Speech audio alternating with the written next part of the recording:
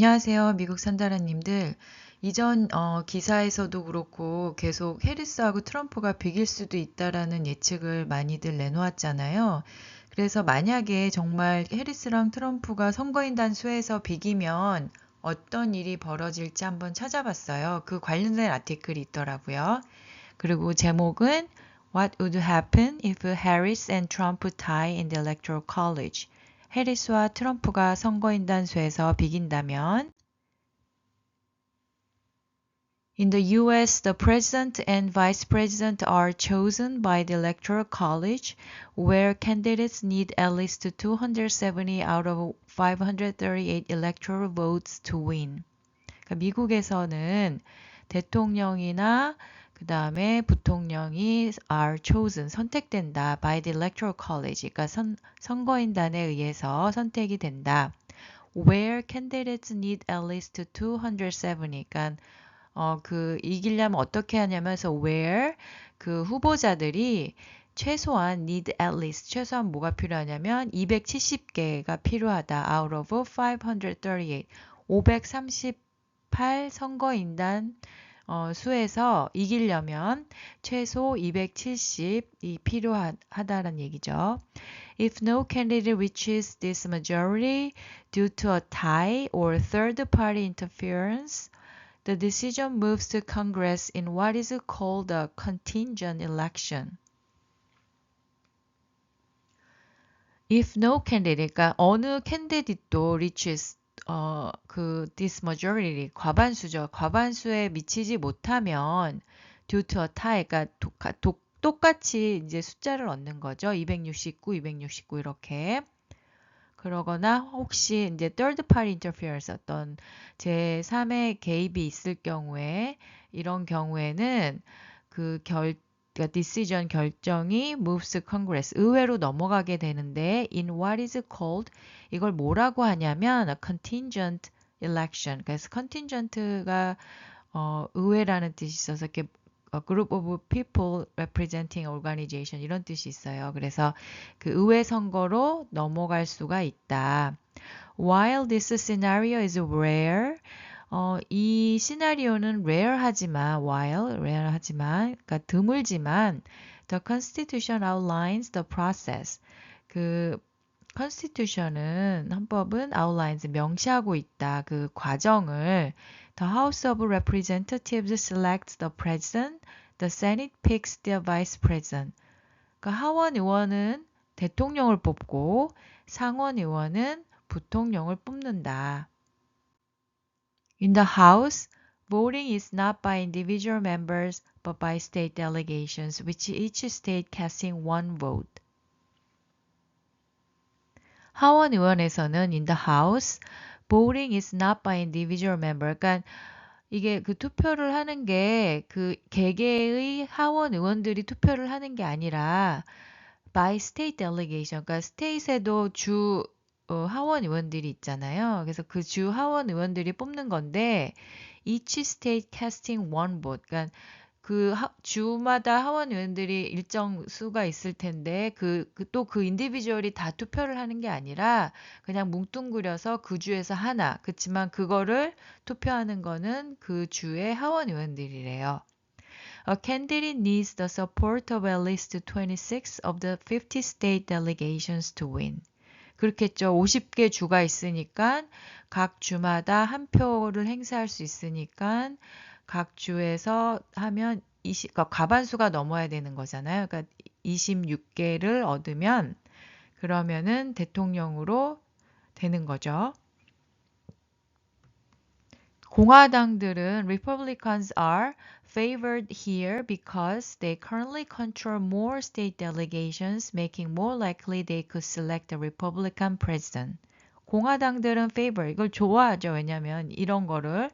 왜냐하면 그들은 지금 더 많은 주 하원 의원들이 들을 장악하고 있기 때문에, 그러니까 공화당의 주 하원 의원들이 공화당인 주가 더 많다는 얘기예요.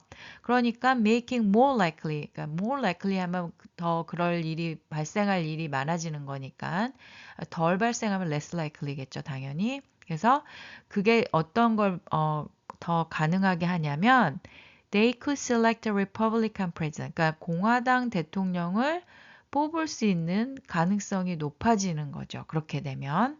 왜냐하면 지금 각 주가 50개인데 그 주에 있는 그 주 하원 의원들이 공화당이 더 많으면 그러면은 그렇게 되겠죠. On the Senate side, each senator votes individually and a vice presidential candidate must secure 51 votes to win. 세닛 사이드는 이게 세닛과 상원 의원 같은 경우에는 부통령을 뽑는다 그랬잖아요. 그래서 각각의 세니터는 각각의 상원 의원은 개개별로 투표를 하네요. 그러니까 이거는 지금 대통령 뽑을 때와는 다르게 상원 의원은 부통령을 뽑을 때 각각 지금 상원이 전체적으로 100명이잖아요. 그러니까 100명 중에 상원 의원이 51, 그러니까 51명이 선택하는 부통령이 될 수 있는 거죠. 이것도 역시 Republicans having a chance to gain seats in key swing states may also have an advantage in electing a vice president. 그러니까 이것도 역시 지금 주요 스윙 스테이트에서요. 그러니까 상원 의원들이 지금 리퍼블리칸이 더 많으니까 역시 may also have an advantage 더 이점을 가지고 있죠. 유리한 위치에 있다란 얘기죠. 부통령 역시. 그러면 이걸로만 따지면은 대통령이든 부통령이든 공화당에서 될 수가 있다는 거죠. 만약에 동률이 될 경우에 While it's unlikely, there is about 1 in 300 chance that in the 2024 election could result in a tie. Most commonly in scenarios where Vice President Kamala Harris and former President Donald Trump split swing states like Arizona, Georgia, and Pennsylvania. 그러니까 while it's unlikely 이게 좀 unlikely니까 일어날 것 같진 않지만 chance가 있대요. 뭐 300명 중에 하나 뭐 이런 것처럼 300개 하나의 찬스가 있다. 2024년 선거에서는 동률이 일어날 확률이 뭐 지극히 뭐 드물지만 그래도 일어날 수가 있다라는 얘기죠. 왜냐하면 다른 영상에도 제가 말씀드렸다시피 접전이고 엎치락뒤치락하고 타이인 경우도 나오고 하다 보니까 그래서 이런 일이 그러니까 동률이 될 경우가 왜 많냐면 most commonly in scenario 어떤 상황이냐면 어떤 시나리오에서 가장 일어날 확률이 높냐면 그 카말라 해리스 부통령이랑 그 이전 대통령인 도널드 트럼프가 그 스윙 스테이트에서 어떤 스윙 스테이트냐면 아리조나, 조지아, 펜실베니아 같은 스윙 스테이트에서 이렇게 서로 이렇게 똑같이 나눠 가질 경우에 이런 일이 일어날 수 있다는 거예요. If this happens, contingent elections would determine the outcome, heavily favoring Republicans due to their stronger position in both the House and Senate. 만약 이런 일이 일어난다면, if this happens, 의회 선거는 결정할 것이다. determine the outcome. heavily favoring. 어느 쪽으로 유리하냐면 heavily favoring Republican이라고 하네요. 공화당 쪽에 유리하게. 왜냐하면 due to their stronger position in both the House and Senate. 그렇죠. 지금 상하원 다 공화당이 지금 주도권을 잡고 있기 때문에 만약에 동률이 돼서 의회에서 선거를 하게 되면 이게 공화당한테 더 유리하게 작용을 한다는 얘기네요. In the event of delays or deadlock in the House, if no president is selected by Inauguration Day, the Senate's chosen vice president would serve as acting president until a decision made. 그러니까 in the event of delay or deadlock, 교착 상태에 빠지거나 그 하원 의원에서 어떤 딜레이가 있을 경우에 그래서 대통령이 선거가 안 될 수도 있잖아요. 그 inauguration day가 보통 1월 21일인가 그렇잖아요. 그때까지 만약에 뽑지를 못하면 하원에서 뽑지 못하면 상원에서 선택받은 부통령이 대행을 할 것이다. acting president. 대통령 대행으로 서브를 할 것이고 until a decision made 결정이 될 때까지. If both chambers fail, 만약에 양쪽 다 상원이든 하원이든 간에 그 의회가 여기서 chamber가 의회를 얘기를 하잖아요. 그래서 그 양쪽 다 그거를 fail하면 the speaker of the house would be next in line.